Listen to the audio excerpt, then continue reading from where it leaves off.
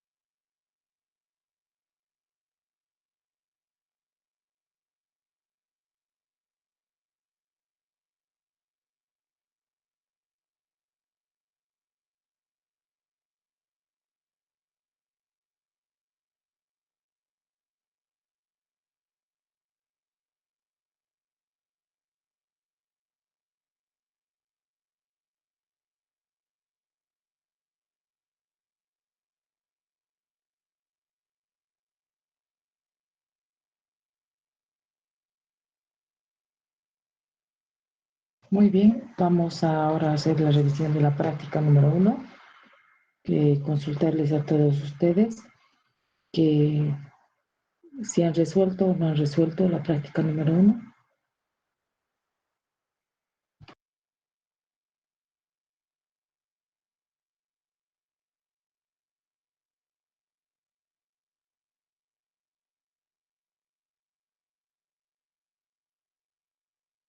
¿Alguien ha resuelto la práctica número 1? Sí, Inge. Muy Sí, bien, David. Además de David, ¿alguien más ha resuelto? yo también, Inge. Muy Yo bien, también, Inge. perfecto. Cristian, Sharon, David, ¿alguien más?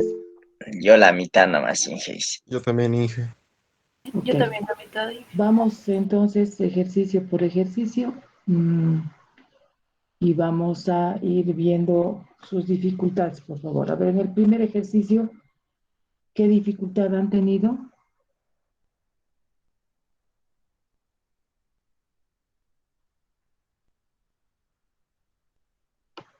Chicos, los que han hecho, ¿han tenido alguna dificultad? ¿Se ha entendido? Se ha entendido, Inge. Perfecto. ¿Cuánto les ha salido su índice de frecuencia? 139. ¿Alguien que haya tenido el mismo valor? Sí, Yo 139 más también. o menos. 69. También Sí, dice Inge, sí. 69. Muy bien, entonces, perfecto, está bien, ese es el resultado. Había que hacer, primeramente, calcular n real, n total, en este caso n real era igual a n total. Y con eso calculábamos n real, no teníamos vacación, no teníamos baja por enfermedad ni permisos. Y con eso hacíamos el cálculo del índice de frecuencia porque teníamos todos los datos. Pasamos al segundo problema, por favor. Inge, disculpe, ¿está presentando alguna cosa? ¿Perdón? ¿Está presentando algo? Porque no se ve nada en la pantalla. No, nada todavía, nada. Estamos todavía revisando con las consultas que han tenido. Ah, ya está bien. Muchas gracias, Inge. Ok.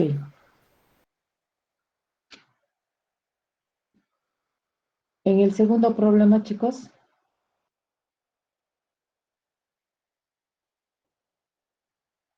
Igual ¿Qué estaba digo? claro, Inge. ¿Cómo? Estaba claro todo. Ok. Brenda dice que está todo claro. ¿Alguien que haya tenido alguna dificultad?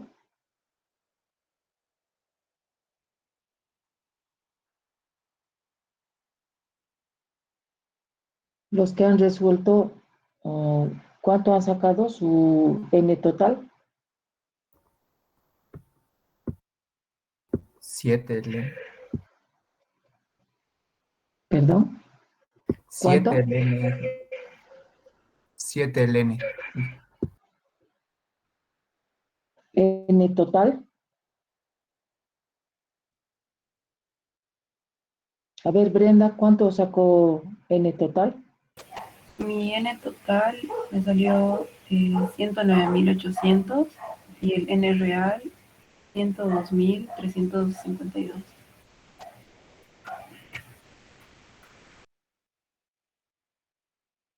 Sí, lo mismo saqué yo. Igual, ingeniero. Ok, ok, ok, muy bien. Ya, entonces no han tenido ninguna dificultad.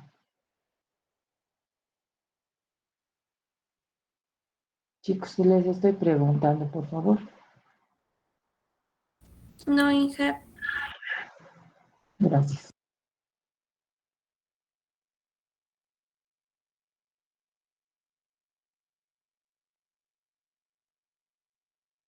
En el problema número 3,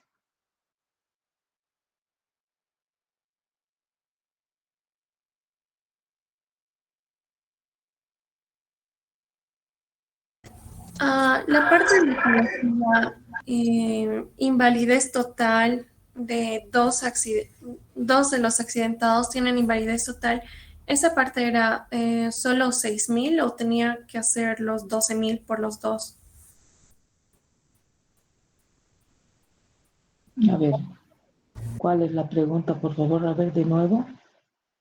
Nos daba que teníamos dos accidentados registrados con invalidez total y la invalidez total era 6.000 días y no sé si era los 6.000 días en total o teníamos que hacer de dos, que son 12.000 días.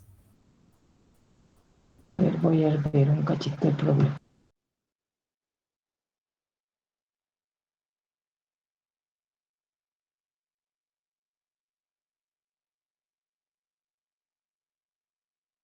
No está indicando de que es para un solo trabajador, ¿no? Está indicando para los 25 trabajadores que tiene la empresa. En ese caso, entonces, ¿qué tendríamos que haber hecho?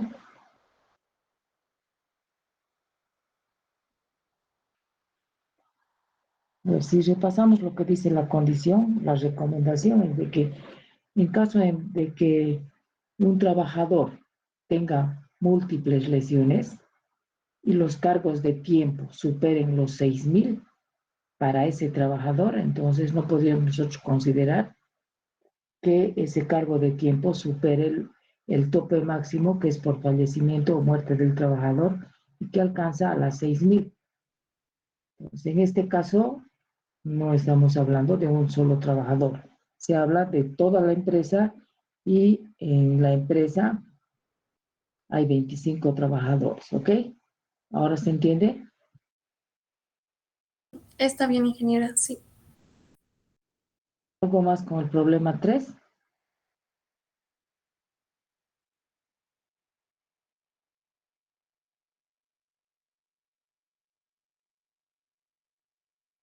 Dije, para sacar el índice de gravedad tenemos que utilizar J1 y J2.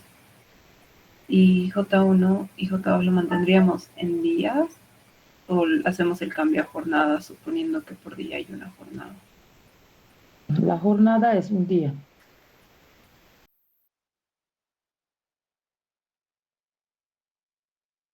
Ya, ingeniera. ¿Ok? ¿Alguien más? ¿Alguna otra consulta?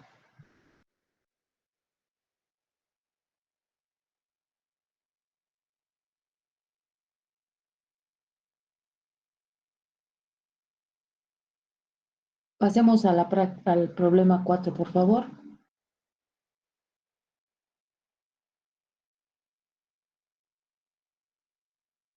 En el problema número 4, ¿alguien tiene alguna consulta?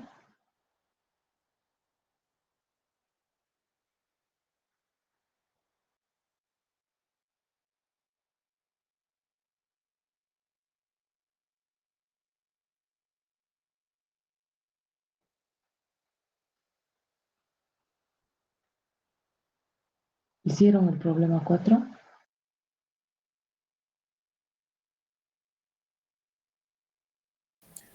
Sí, ingeniero. ¿Estaba claro, Miguel Ángel? Sí, ingeniero. Ok, entonces no hay consultas en el problema 4. Estos problemas se les ha dado el día jueves pasado para que puedan todos empezar a practicar y empezar a aplicar con la teoría que hemos avanzado y los ejemplos que se les ha dado ya en la anterior clase.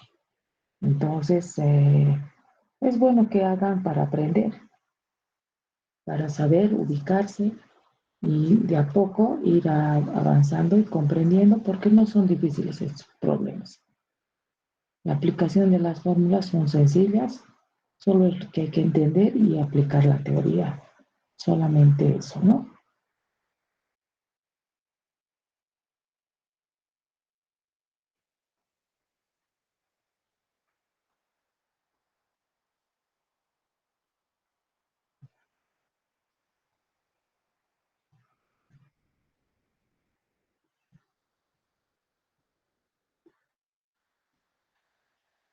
Ahora pueden ver mi pantalla. Sí, Inge, se ve. Ok. Para los que no han hecho, esta es la solución del problema número 1. Sé que ya le están sacando foto. Si les voy a explicar, ni me van a escuchar. Entonces, de todas maneras, Sí, primero calculan n total. Se ve la pantalla, ¿verdad? Sí, ingeniero. Ok. Sí. Primero calculan n total, luego calculan n real. Y en este caso, dadas las características del problema, no tenemos n de vacación, n de permisos, ni n de bajas por enfermedad, por lo tanto n real es igual a n total. Con eso se calcula y luego reemplazamos y calculamos el índice de frecuencia. Vamos a ver ahora la siguiente, el problema número 2. El problema número 2, ya nosotros tenemos que calcular, acá nos da un dato, nos dice que primero, dadas las características de la empresa, la cantidad de trabajadores 45, el número de jornadas de trabajo 8 horas, y N nos dice que era 30% fuera de las horas de trabajo. Calculamos N y lo demás ya tenemos como dato.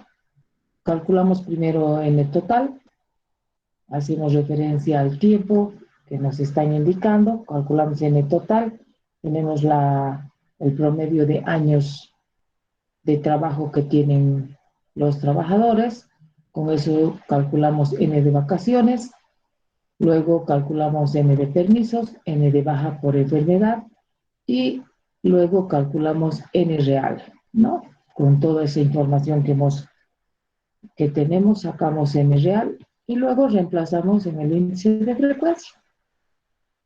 Eso es. En el problema número 3, nosotros calculamos de la misma manera, con todos los datos que nos han dado, nosotros calculamos el N real y tenemos calculado el N real acá.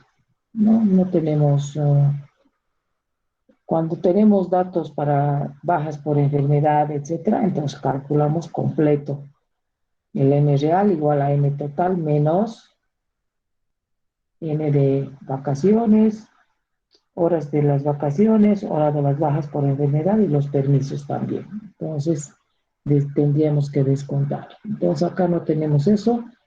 Nos piden calcular el índice de frecuencia y el índice de gravedad y calcular en los días perdidos por trabajador.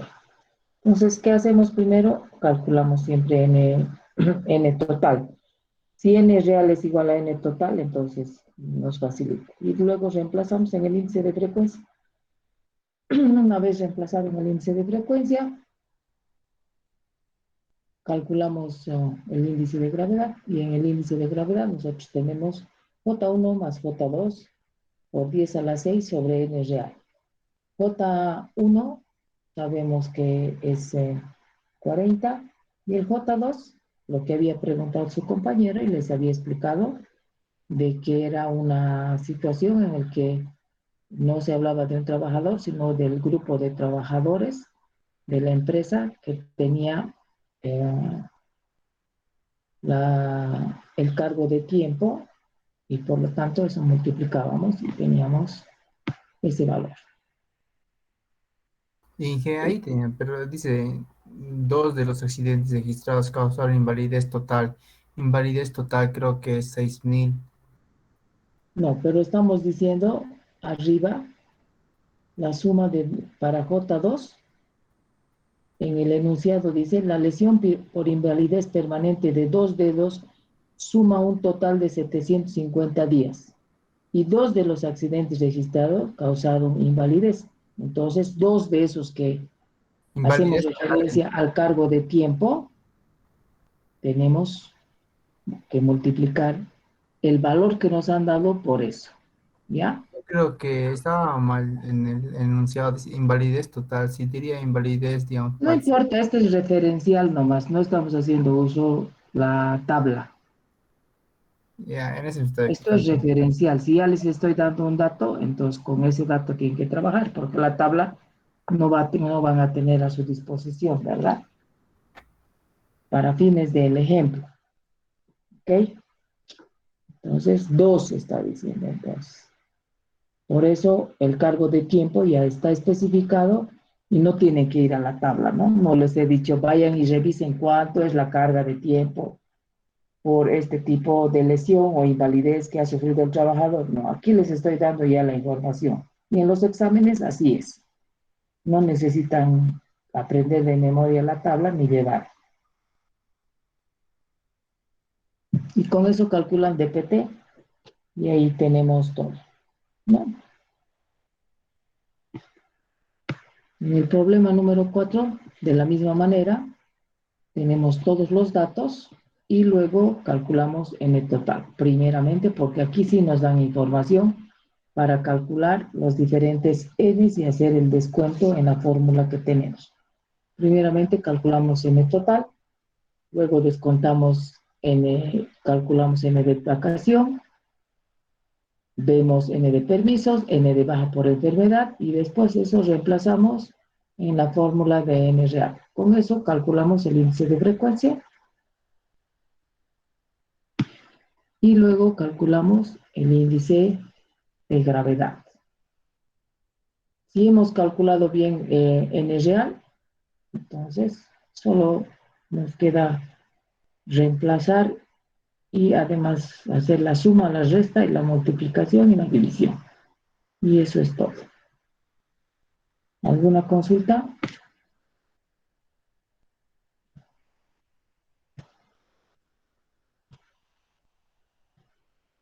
Bueno, si no hay ninguna consulta, perfecto. Continuamos entonces con el avance de la materia.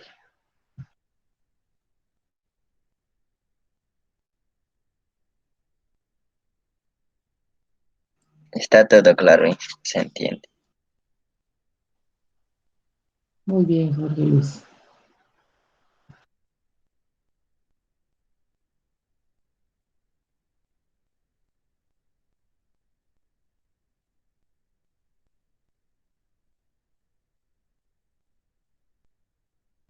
Me dan un minutito, por favor, para subir las diapositivas.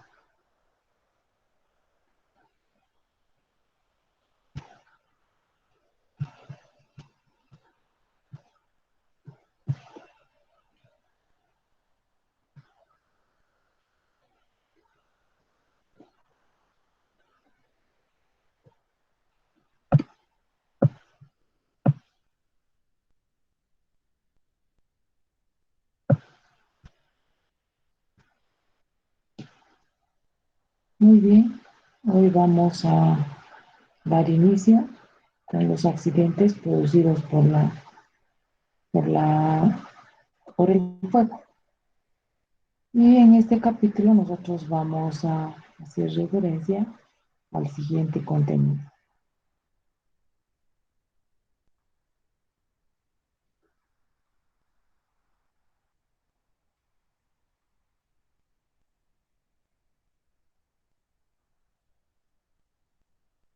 Primeramente vamos a ver una introducción,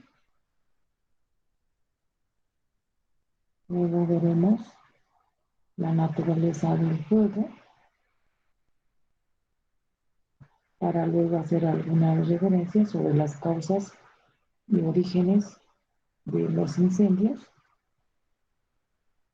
También veremos la clasificación del fuego, los tipos de riesgos que se puedan generar por efecto de un inadecuado manejo del fuego.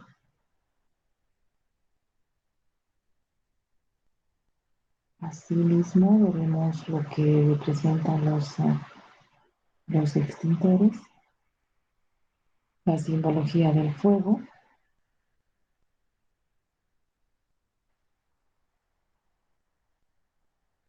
las técnicas de prevención contra el origen del fuego,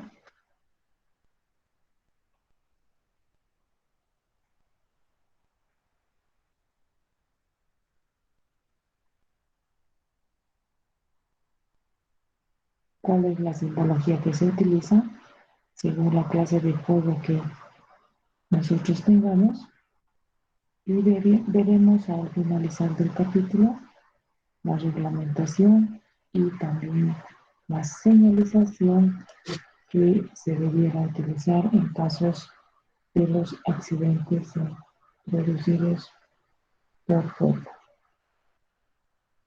Este es un capítulo importante porque estamos entrando a ver ya aspectos relacionados con la generación de fuegos y las medidas de prevención que nosotros debiéramos implementar dentro de las unidades productivas para que de esta manera podamos tener la posibilidad de entender cómo se produce un fuego, cómo se puede combatirlo, y además cuáles serían las medidas de prevención que nosotros debiéramos introducir en lo que es la protección y combate y lucha contra el fuego, ¿no? Entonces, para ello vamos a hacer una pequeña introducción sobre lo que es el fuego y entendemos que el fuego es un elemento básico en todo ha sido y es un elemento básico durante el desarrollo de toda la vida. Entonces, este elemento tiene factores positivos y factores negativos y constituye, desde ese punto de vista, nosotros deberíamos considerar al fuego en los aspectos positivos porque ha ayudado al progreso, y como aspectos negativos porque puede causar siniestros y además puede causar daños físicos, daños material, daños personales y daños también a la empresa y al medio ambiente. Y todo ello representa gastos o pérdidas para la empresa. El fuego, como parte de la introducción, vamos a decir de que se ha iniciado en épocas de la prehistoria y existen muchas teorías respecto a cómo se ha dado inicio al fuego.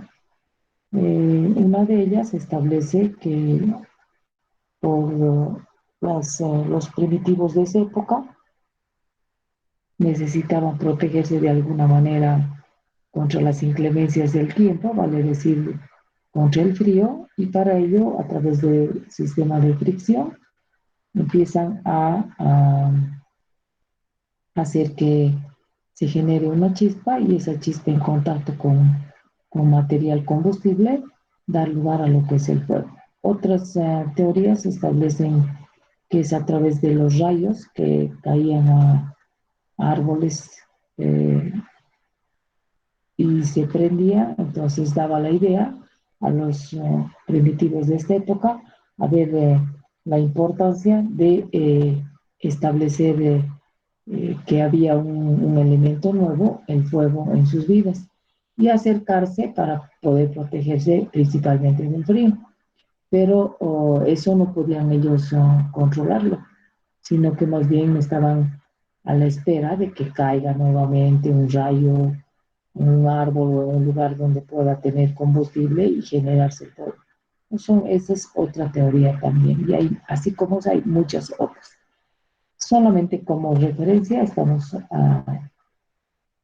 informando o dándoles a conocer, porque ustedes también ya han visto en el colegio, porque esto se aprende, nos enseña en el colegio, ¿no? Estamos recordando algunas cosas importantes sobre el fuego para entender de cómo se ha generado y cómo va a la par con el desarrollo. Entonces, luego de esta situación de utilizar el fuego como un elemento que ayudaba a combatir el frío, con el correr del tiempo, el fuego es utilizado ya para la elaboración de alimentos y también posteriormente para poder empezar con la fabricación de armas o sí, algunas armas menores para poder defenderse de animales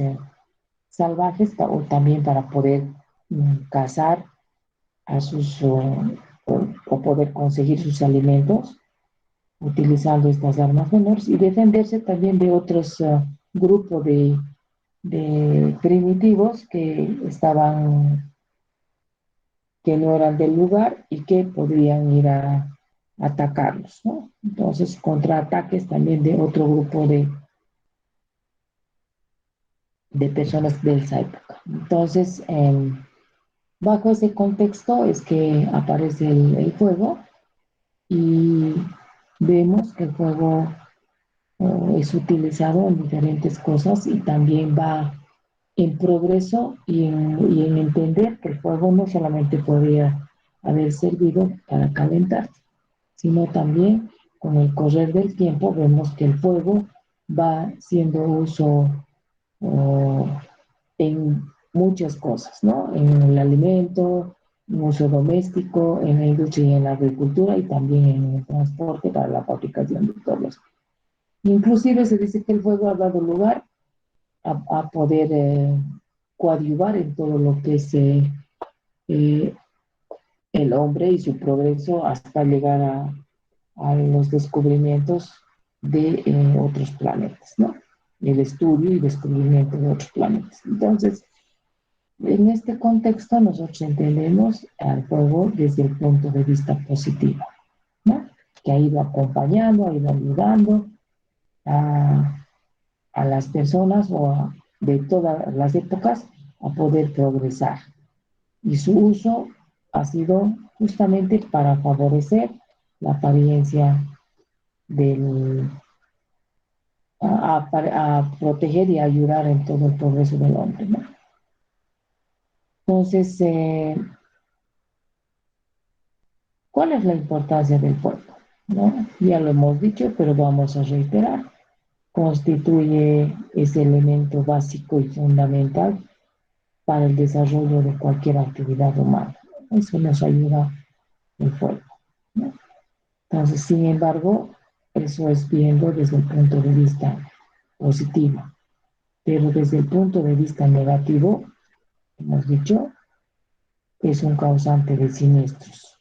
Puede ocasionar daños a la integridad física de las personas, así como también daños a la parte material, vale decir, al patrimonio de la empresa, a sus máquinas, equipos, herramientas, materiales, infraestructura, toda la parte material. El fuego también causa severos daños al medio ambiente, considerando al medio ambiente todos los recursos que nosotros podamos tener, suelo, agua, aire y además la vida, ¿vale? La vida de animales que se tenga en un determinado lugar. Entonces, por lo tanto, el fuego debe ser estudiado para que los sistemas de prevención den lugar a que este no se genere en un ambiente laboral. Pero no solamente va a causar daño a las personas, no solamente va a causar daño a, a todo el patrimonio de la unidad productiva, sino también al medio ambiente. Y el medio ambiente es difícil de recuperar. Hemos vivido nosotros en los últimos tiempos y ustedes, tanto como yo, hemos podido informarnos a través de los diferentes medios de comunicación cómo es el fuego cuando ha habido incendios, por ejemplo, en el Parque Tunari, incendios de mayor magnitud en la Chiquitanía, y incendios también en lugares comerciales como por ejemplo en La Paz en el mercado Justus, incendios en nuestro mercado, en La Pampa. También nos hemos informado de que un edificio en la Avenida América, por razones que se desconocen, ha empezado a arder. También en nuestra ciudad, un micromercado, un supermercado que de nombre Qué Barato, también ha sufrido todo lo que ha podido dar lugar a un fuego, un incendio y así. En Santa Cruz hay un supermercado, si no me acuerdo, que es Fidalga, que siempre tiene consecuencias de fuego. No sabemos y tampoco hemos recibido información si ha sido de manera, no ha sido provocado, sino más bien ha sido un accidente, una situación fortuita que ha dado lugar al fuego y luego al incendio. Entonces, ejemplos sobre incendios tenemos, lo hemos podido apreciar, ¿no?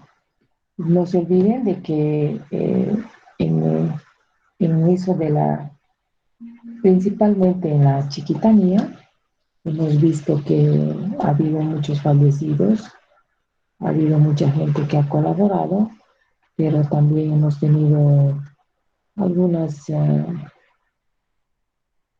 alguna información triste respecto al fallecimiento de muchos de los trabajadores o de los bomberos voluntarios que han ido, gente que ha ido a colaborar, ¿no? Entonces, hemos tenido noticias tristes también.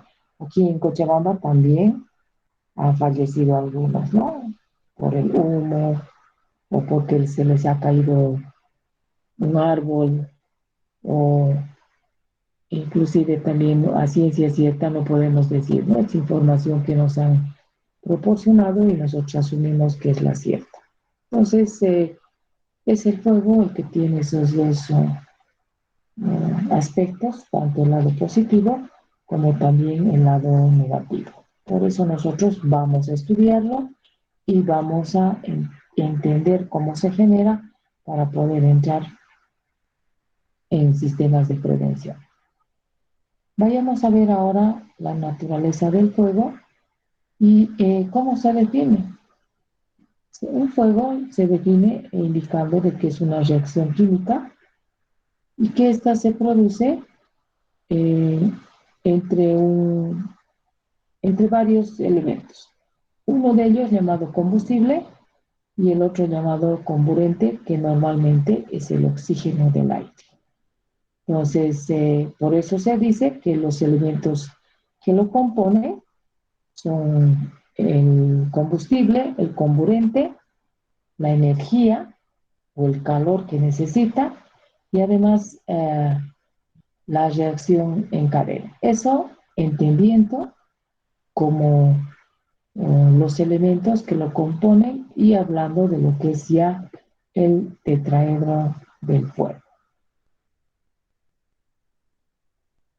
A inicios de todo lo que se ha estudiado y se sabe del fuego, primeramente se hablaba del triángulo del fuego. En el triángulo del fuego se hacía referencia a los tres elementos que hemos indicado, a los tres primeros elementos que hemos indicado, como ser el combustible, el calor y además el oxígeno, ¿no? Entonces, bajo la combinación de esos tres elementos se genera el fuego. Posteriormente, ya con estudios que se hicieron después de entender lo que era el triángulo del fuego, se establece que el fuego tiene un otro elemento más y se introduce un cuarto factor que hace referencia a lo que es la reacción de los gases, que estos gases han sido o se desprenden por la combustión propiamente y por el oxígeno en el aire. Y a través de ello, estos son los que dan lugar a lo que son productos inertes, y esos productos se generan a través de la reacción en cadena, ¿no? Eso es lo que se habla de lo que es ahora el tetraedro del fuego. Sin embargo, podemos decir nosotros que en la práctica es suficiente la actuación de los tres elementos, como ser el combustible, el comburente y además la energía de activación o el calor. Con eso se genera. El otro es las reacciones que ya se producen por la combustión propiamente y además por el calor que se genera al interior o por la combinación perfecta que se tiene entre el combustible, el comburente y el calor. Vamos a ver ahora otro punto, habiendo concluido todo lo que es entender cómo se genera un fuego. Ahora vamos a pasar a ver cómo se realiza la extinción de incendios. Una extinción de incendios se realiza por la eliminación o la falta de uno de los elementos que intervienen en ese proceso de combustión que acabamos de indicar, o que acabamos de explicar. Entonces, entendiendo de esta manera que la extinción o la falta de alguno de estos elementos daría lugar, o para la extinción, la falta de alguno de estos elementos daría lugar a entender y a tener un fuego controlado o eliminado. Por ello decimos de que la extinción de incendios puede darse por los siguientes mecanismos. Puede darse, por ejemplo, por supresión del combustible,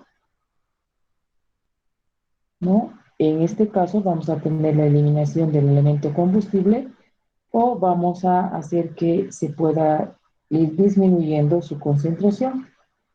También podríamos hacerlo por sofocación, y cuando hablemos en esta situación vamos a hacer entender de que las acciones que nosotros tomamos estaban encaminadas a justamente evitar la llegada del comburente a la superficie del combustible, y con ello no va a haber la combinación perfecta y por lo tanto se va a apagar el fuego.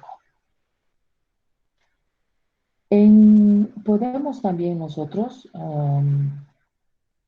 proyectar sobre el incendio ciertas sustancias químicas que van a bloquear los radicales libres, y ello va a dar lugar a que se vaya a producir productos inertes, y también por ello se va a apagar el fuego. A esto se denomina inhibición de la reacción en cadena. Por enfriamiento también podemos hacer, vamos a indicar, ya hemos dicho, vamos a enfriar, vamos a utilizar agentes que enfríen y corten toda esa combinación perfecta del de los elementos, esos tres elementos que hemos indicado que generan el fuego.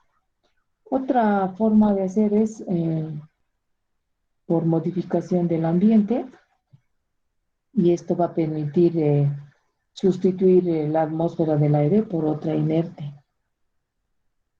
Bajo esas condiciones también se puede dar lugar a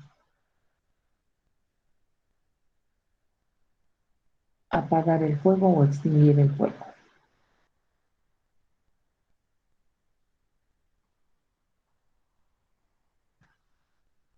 Acá tenemos otra forma de ver la extinción de los mecanismos de extinción del fuego, ¿no? Dilución, sofocación, enfriamiento y rotura de la reacción en cadena. Cada uno de ellos hacen claramente referencia a uno de los elementos que compone el fuego y que por esa circunstancia puede eliminarse o puede controlarse, extinguirse el fuego.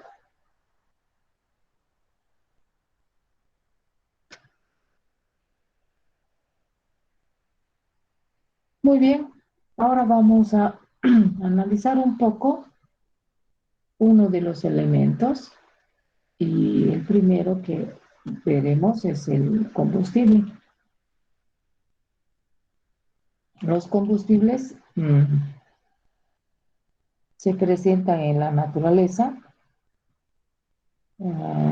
como sólidos, líquidos o gaseosos. De esta manera están presentes en la naturaleza, ¿no? Y cada combustible tiene su forma de ser tratado o de la forma de poder actuar para poder cortar la reacción en cadena y eliminar el fuego. Es importante entender que los combustibles no van a poder arder si estos no rebasan la temperatura de inflamación, que es aquella en la cual un combustible sólido o líquido llega a desprender vapores que van a llegar a inflamar o se van a inflamar, y esto lo van a hacer en presencia de el calor o una chispa o una llama. ¿Ya? Entonces, si estos vapores continúan calentándose, pueden llegar hasta la temperatura de autoinflamación, y para ello no es necesario o no precisan llama o chispa para encenderse. Muchos de los elementos tienen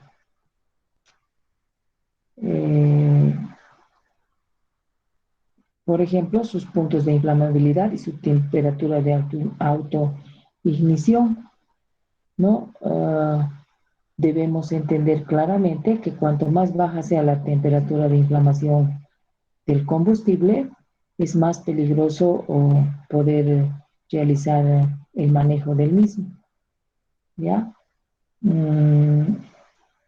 Cada sustancia tiene un nivel o tiene un punto de inflamabilidad y además su temperatura de autoignición, ¿no? Que debiéramos nosotros tomar en cuenta para poder hacer el manejo de estas sustancias, ¿no?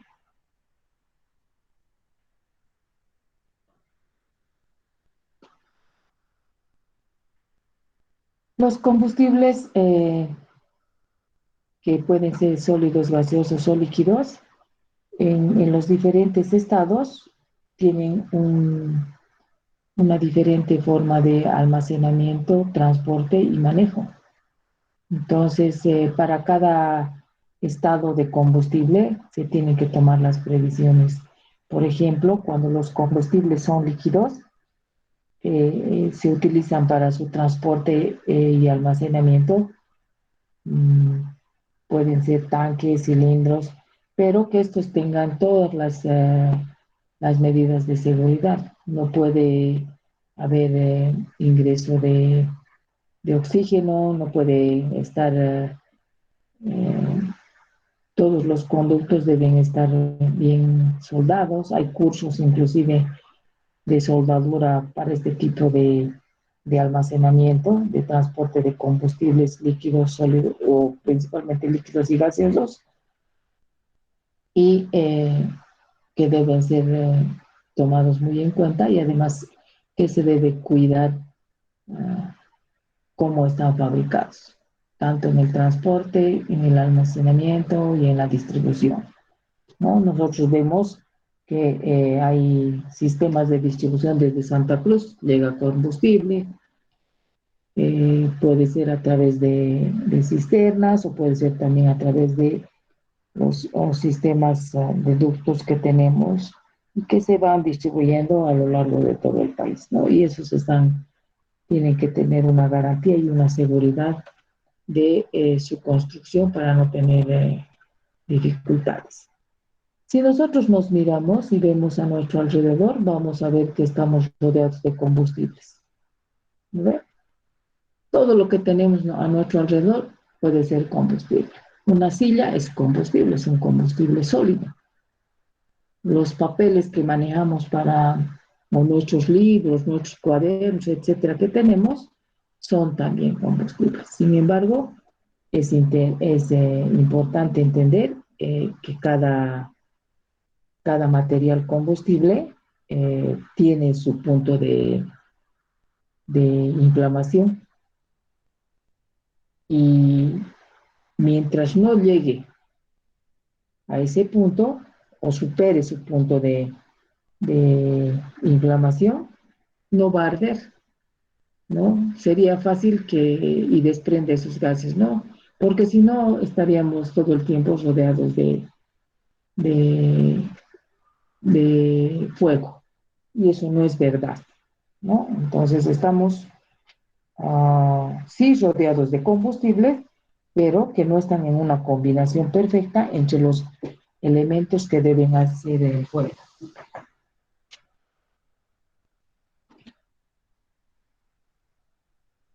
Y esos elementos son el combustible, el comburente, que normalmente es el oxígeno del aire, y el calor o la energía de activación que nosotros tenemos.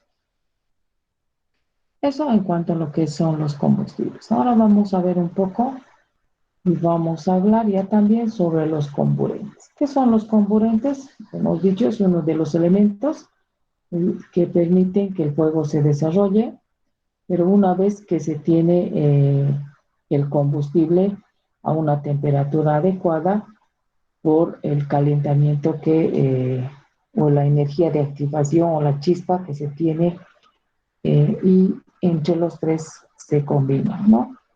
Entonces, tenemos nosotros que entender de que la combinación entre el comburente y el combustible, para que haya esa combinación perfecta y el calentamiento del combustible, debe haber una energía o un calor exterior que puede generarse por algunas circunstancias que pueda tener la unidad productiva, o por algunas circunstancias que se generen cerca al combustible. Entonces, el calor tiene que estar presente. Acá ponemos como ejemplo de algunas sobrecargas, algunos cortocircuitos, creo que hay alguna baja de tensión, la soldadura, radiación de hornos, etcétera, ¿no? Algo que dé lugar a ese calentamiento del combustible. Combinado con el comburente, entonces el fuego, entonces vamos a entender que el fuego va a darse inicio cuando hay esa combinación o esa mezcla adecuada entre, por efecto de la acción del calor al combustible y la generación de los vapores de estos combustibles, ¿no? Entonces se combina con el comburente y vamos a tener dos situaciones: un límite inferior de explosividad y un límite superior de explosividad.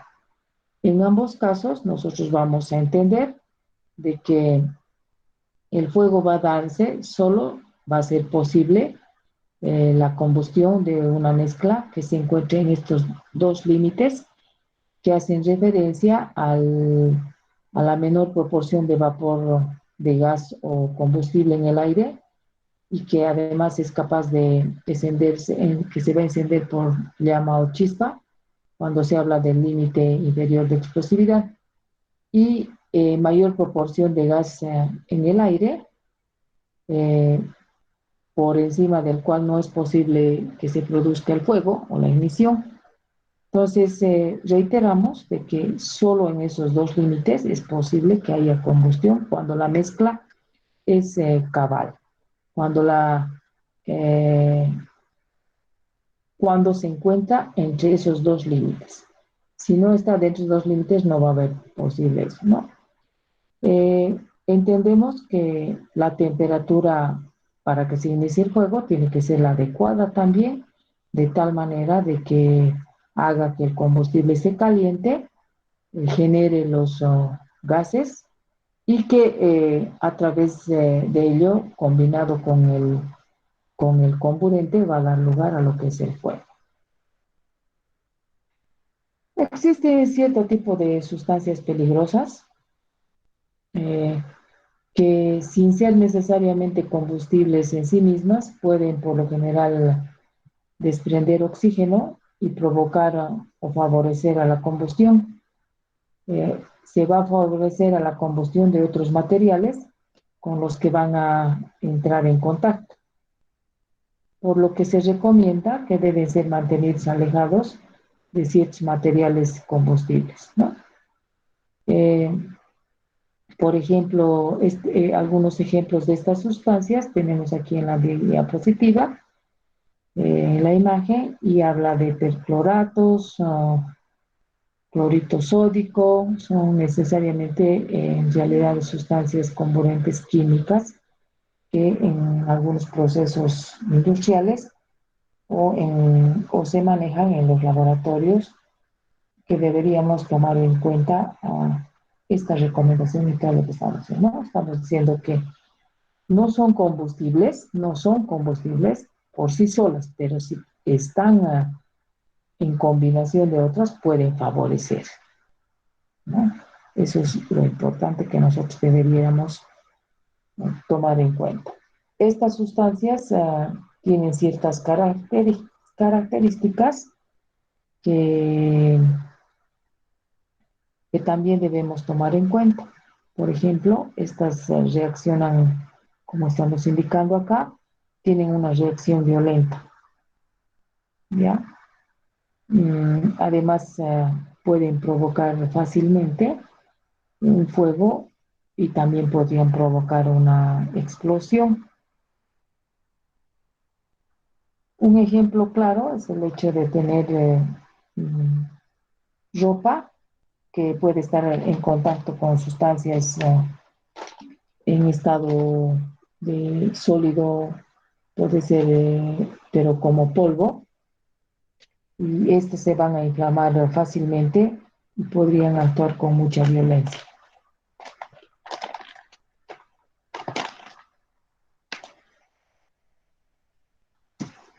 Ahora bien, vamos a pasar a los tipos de combustión. Existen varios tipos de combustión. Los que nosotros vamos a tomar en cuenta son los siguientes. Vamos a hablar en primer lugar sobre la combustión lenta. Y este tipo de combustión, por lo general, se da en lugares con escasez de aire. También en combustibles muy compactos. Y como ejemplos podríamos decir de que estos se van a generar en sótanos o en habitaciones cerradas. Tiene la característica de ser muy peligrosa y en caso de que hubiera la posibilidad de que se ingrese a estos lugares de escasez de aire, y además de que tengamos la posibilidad de que entre aire limpio, entonces puede haber una súbita aceleración del incendio y hasta podría generar una explosión. Y eso nosotros lo vemos claramente o lo hemos podido ver en películas, por lo menos he tenido yo la oportunidad de poder apreciar esta situación, que en lugares que están cerrados, en un edificio, en una casa o en un sótano, en un lugar donde eh, está disminuido el elemento comburente, entonces, y de pronto abrimos una ventana o la puerta, entonces más bien se aviva porque se está dando la posibilidad de que ingrese mayor aire, y este aire que lleva el comburente que nosotros necesitamos va a dar lugar a que más bien pueda avivarse el incendio, acelerar el proceso del incendio, y además podría dar lugar a lo que es una explosión.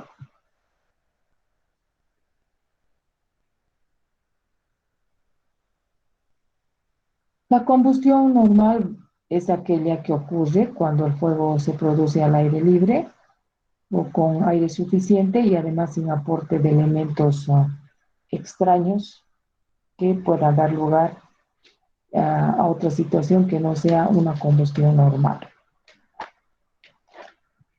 Finalmente,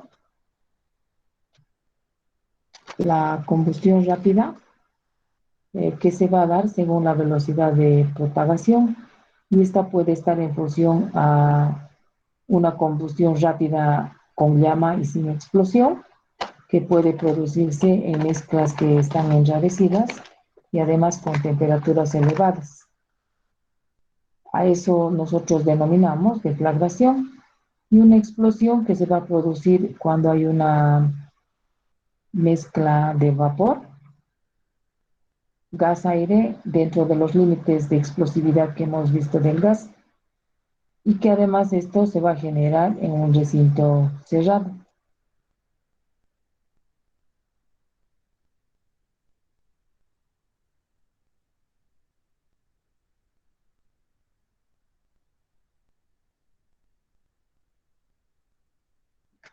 Es importante también entender cuáles son las causas de los orígenes de los incendios. Algunas de ellas son las siguientes. Vamos a decir de que los equipos eléctricos son los que nos dan lugar a lo que es los incendios, y además la fricción, ¿no? Los equipos eléctricos que no hayan sido tratados de manera apropiada y que no hayan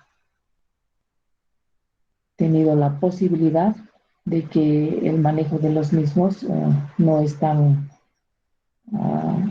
adecuadamente utilizados. Por ejemplo, en esa diapositiva anterior hemos visto que había algunas recomendaciones para poder hacer el manejo de los cables y los enchufes, ¿no? La soldadura y corte, los calentadores portátiles, así como también las llamas abiertas y las superficies calientes.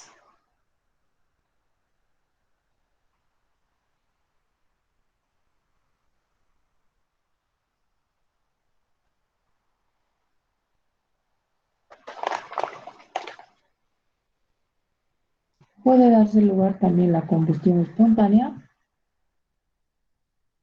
y los hábitos de fumar, ¿no? Que ahora, bueno, ahora está bastante controlado y es un delito fumar en lugares que no correspondan, y además contaminar el aire de las otras personas que no fuman. Está penado por ley. Entonces, en los lugares donde hay esa situación, cualquier ciudadano, hay también la ley para Bolivia, por si acaso, ¿no? Cualquier ciudadano puede reclamar esa condición y puede pedir que apague su cigarrillo la persona que esté fumando, especialmente en sus recintos cerrados. Está terminantemente prohibido fumar en lugares educativos, además de recintos cerrados, lugares educativos, ¿no? Centros de educación.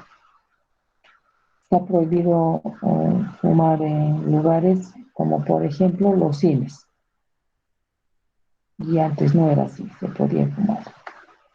Y en las actividades sociales debiera tomarse las debidas recomendaciones y notas, porque también son lugares cerrados, con la presencia de bastante gente, pero que normalmente a veces no controla, ¿no? Creo que no controla en muchos lugares.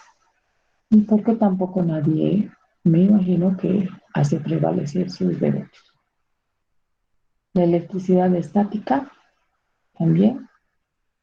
Y esos serían, digamos, las principales fuentes de las causas de los orígenes de los incendios, ¿no? Pueden ser múltiples las causas. También podemos hablar de lugares donde tienen hornos que no puedan controlar, lugares calientes donde se pueda generar la combinación perfecta entre lo que es el combustible, el componente y además la presencia de calor.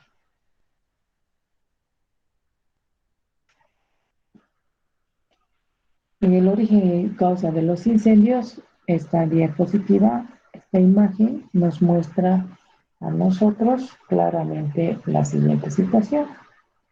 Nos está mostrando que existen varias causas, ¿no? Fuentes de generación de fuegos. Inclusive hay fuegos, un porcentaje elevado de fuegos intencionados, ¿no? Que hayan sido provocados intencionalmente. El resto se asume que podría ser un fuego no intencionado, una situación que no ha sido planificada y que, bueno, se ha generado por algunas circunstancias. La electricidad tiene el mayor porcentaje y vemos, ¿no? Fuegos por electricidad, por inadecuadas conexiones, por falta de mantenimiento de equipos, por mal manejo de los enchufes y los cables, y por todo lo que esté relacionado con la electricidad.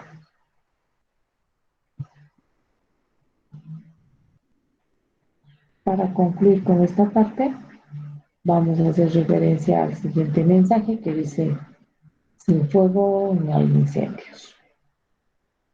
Entonces debiéramos tomar en cuenta esta situación para que nosotros veamos que el fuego puede controlarse, el fuego puede prevenirse, y para ello debemos estar siempre preparados de tal manera de poder controlar el fuego en las circunstancias que éste se presente.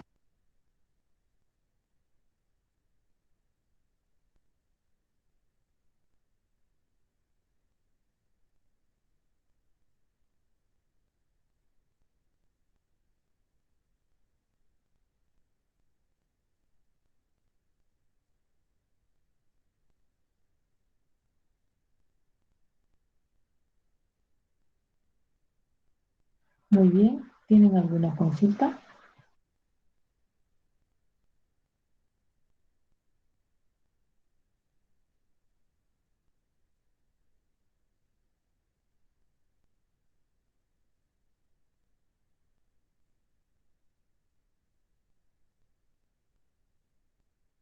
Ok, si no hay ninguna consulta, quedamos acá, nos veríamos el día de mañana en el horario de clase. Tengan todos ustedes muy buenos días.